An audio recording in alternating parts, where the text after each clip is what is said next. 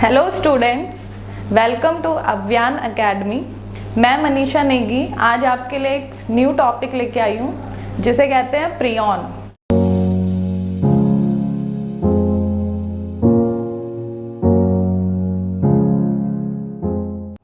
जैसा कि आपको पता है, प्रियॉन्स जो होते हैं दे आर प्रोटीन्स, मतलब ये वो पार्टिकल्स होते हैं जो इनके अंदर कोई आपको न्यूक्लिक एसिड नहीं मिलेगा।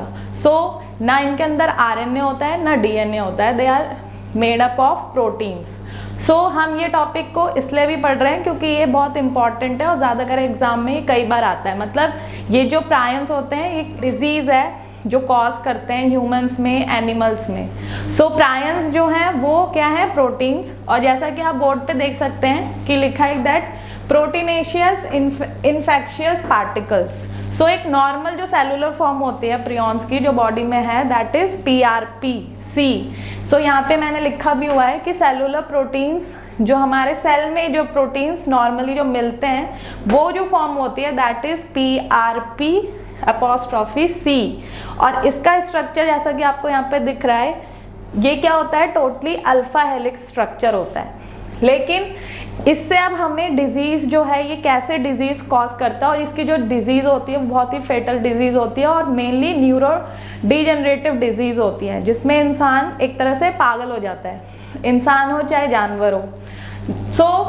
ये सब इसका जो पॉजिटिव एजेंट, मतलब जो पॉजिटिव एजेंट्स है cause the fatal degenerative disorders of mainly central nervous systems of humans and other animals.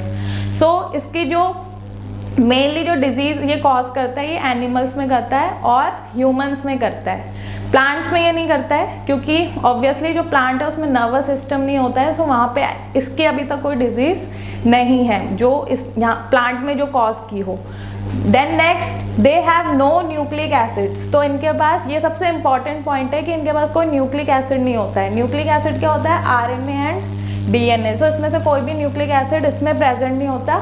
ये क्या होता है, प्रोटीन्स होते हैं और उनके जो डेजिग्नेटेड फॉर्म है दैट इज PRP।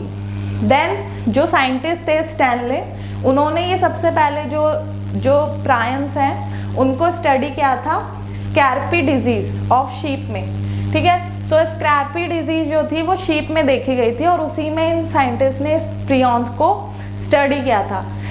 इसमें क्या हुआ था, जो शीप था जिसको ये डिजीज थी वो क्या करता था कि scraping their skin against rock which leads to loss in wool. Scraping करना मतलब जो वूल था उसको अगेंस्ट वॉल वो पूरा जैसे इतनी एक तरह से जो इचिंग टाइप होती है तो उससे उसका पूरा वूल जो था वो क्या हो गया था, हटने लग गया था। इसलिए उसको वहाँ से नाम मिला है स्क्रैपी डिजीज। और सबसे पहली डिजीज जो प्रायन की देखी गई थी वो स्क्रैपी ही डिजीज थी। यहाँ से भी क्वेश्चन आता है, किस में देखी गई थी, शीप में। देन इसमें मैंने जैसे बताया जो सेकेंडरी स्ट्रक्चर होता है, ठीक है, इस प्रोटीन का is largely made up of alpha helix and that of prions, ठीक है। जो प्रियॉन्स जो डिजीज कॉजिंग फॉर्म हो जाती है वो सोलली किससे बनी होती है, ज़्यादा कंटेंट उसमें बीटा शीट का हो जाता है। मतलब ये जो अल्फा हेलिक्स जो सेलुलर फॉर्म है वो किस में चेंज हो जाती है, बीटा शीट में। और ये जो बीटा शीट होती है यही वाली फॉर्म जो है फिर हमारे सेंट्रल नर्वस सिस्टम जो है ब्रेन में वहाँ पे एक्यूमुलेट होने लगती है in the form of amyloid fibrils.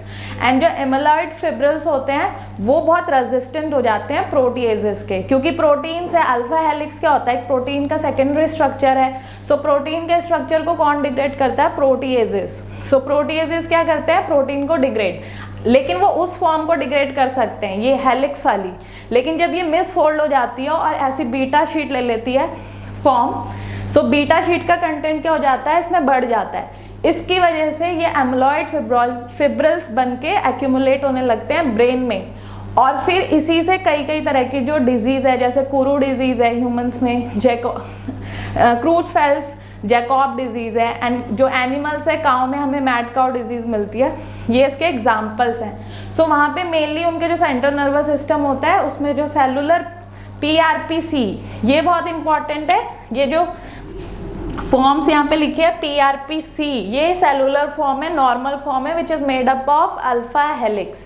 लेकिन जब ये डिजीज फॉर्म जो है इसकी वो हमें अच्छे से पता होनी चाहिए, that is beta sheet. Beta sheet का कंटेंट बढ़ जाता है और ये फॉर्म हमें अच्छे से याद रखनी है PRPSC, ठीक है।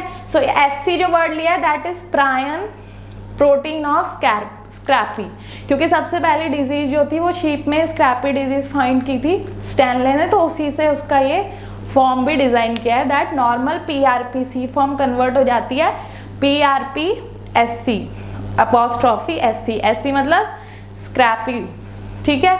सो ये आप क्या होते हैं, जो एमिलॉइड फिब्रोल्स होते हैं वो क्या होता है, एक्यूमुलेट हो जाते हैं और फिर ये प्रोटीएज रेजिस्टेंट हो जाते हैं, मतलब जो प्रोटीएज है इन पे एक्ट नहीं कर सकते। अब किसी चीज़ का ब्रेकडाउन बहुत ज़रूरी होता है, सो ब्रेकडाउन अगर इनका नहीं होगा तो ये क्या हो जाएंगे, ब्रेन में एक्यूमुलेट हो जाएंगे, इनका नंबर बढ़ जाएगा। अब कोई भी चीज़ अगर ब्रेन में एक्यूमुलेट हो जाती है सो वो क्या हो जाती है, डिजीज कॉजिंग हो जाती है, और उससे डिजीज मतलब मेनली जो सेंट्रल नर्वस सिस्टम है वो क्या हो जाता है, उसमें बहुत हार्मफुल इफेक्ट्स होता है, और उसी से इसकी जो डिजीज है मेनली हमें ये नाम याद रखना है, scrapie disease in sheep, then kuru disease in human, and Creutzfeldt Jakob disease also in human, and then mad cow disease जो हमें किस में मिलेगी, काउ में, दैट इज एनिमल्स में जो है मैड काउ डिजीज। सो इसका एक जो ये सारी प्राइन्स की जो डिजीज है उसको कलेक्टिवली हम स्पॉन्जीफॉर्म इंसेफलोपैथीज कहते हैं। सो जो क्या होती हैं, प्राइन्स कॉज करते हैं बॉडी में। सो ये एक बहुत इंपॉर्टेंट टॉपिक है, इससे रिलेटेड क्वेश्चंस और एग्जांपल्स, ये डिजीज जो हैं इनके नाम आते हैं और उससे पूछा जाता है कि कौन कॉज करता है, तो ये प्रियॉन्स हैं जो डिजीज कॉज करते हैं। सो इसमें आपको हर एक एग्जाम्पल को अच्छे से लर्न करना है, और इसके अलावा जो नेक्स्ट वीडियो मैं लेके आऊँगी वो होगा वायरॉइड्स पे। सो ये दोनों टॉपिक इंपॉर्टेंट है। आज हमने ये प्रियॉन्स के बारे में पढ़ा है, नेक्स्ट क्लास में मैं आपको वायरॉइड्स के बारे में बताऊंगी। अगर आपको मेरा ये लेक्चर पसंद आया है तो प्लीज़ हमारे चैनल को सब्सक्राइब कीजिए, लाइक कीजिए और इसको शेयर कीजिए। Thank you so much.